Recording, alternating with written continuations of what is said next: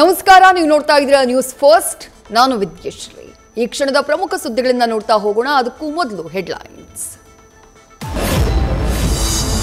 By election ಸಂದರ್ಭದಲ್ಲಿ ಸಚಿವ ಜಮೀರ್ ಎಡವಟ್ಟಿನ ಹೇಳಿಕೆ. ಫಲಿತಾಂಶದ ಬಳಿಕ ಮತ್ತೊಮ್ಮೆ ಹೈಕಮಾಂಡ್ಗೆ ದೂರು ನೀಡೋಕೆ ಪ್ಲಾನ್. ಪಕ್ಷದ ಇಮೇಜ್ ಡ್ಯಾಮೇಜ್ ಮಾಡಿದ್ದಾರೆ ಅಂತ ಕಾಂಗ್ರೆಸ್ ಶಾಸಕರು ಮುಖಂಡರ ಅಸಮಾಧಾನ. ಚನ್ನಪಟ್ಟಣದಲ್ಲಿ ಚಕ್ರವ್ಯೂಹ ಭೇದಿಸ್ತಾರ ಅಭಿಮನ್ಯು.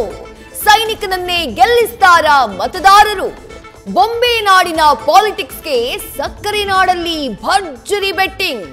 ಮಂಡ್ಯದಲ್ಲಿ ಅಭಿಮಾನಿಗಳು ಕಾರ್ಯಕರ್ತರಿಂದ ಕೋಟಿ ಕೋಟಿ ಬಾಜಿ. ಬೆಂಗಳೂರಲ್ಲಿ ಬೆಸ್ಕಾಂ ಸಿಬ್ಬಂದಿ ಮೇಲೆ ಇನ್ಸ್ಪೆಕ್ಟರ್ ದರ್ಪ. ಅವಾಚ್ಯವಾಗಿ ನಿಂದಿಸಿ ಆವಾಜ್ ಹಾಕಿದ್ರಂತೆ ಶ್ರೀನಿವಾಸ್ ಗೌಡ. 2 ತಿಂಗಳ ಬಿಲ್ ಕಟ್ಟಿಲ್ಲ ಅಂತ ಕನೆಕ್ಷನ್ ತೆಗೆಯೋಕೆ ಹೋದಾಗ ಘಟನೆ. 16 ದಿನಗಳಿಂದ ಬಿಜಿಎಸ್ ಆಸ್ಪತ್ರೆಯಲ್ಲಿರುವ ನಟ ದರ್ಶನ್ ಇನ್ನೂ ಸರ್ಜರಿ ಆಗಿಲ್ಲ. ಮತ್ತೊಂದು ಕಡೆ ಜಾಮೀನು ರದ್ದು ಕೋರಿ ಮೇಲ್ಮನವಿಗೆ ಪೊಲೀಸರ ಸಿದ್ಧತೆ.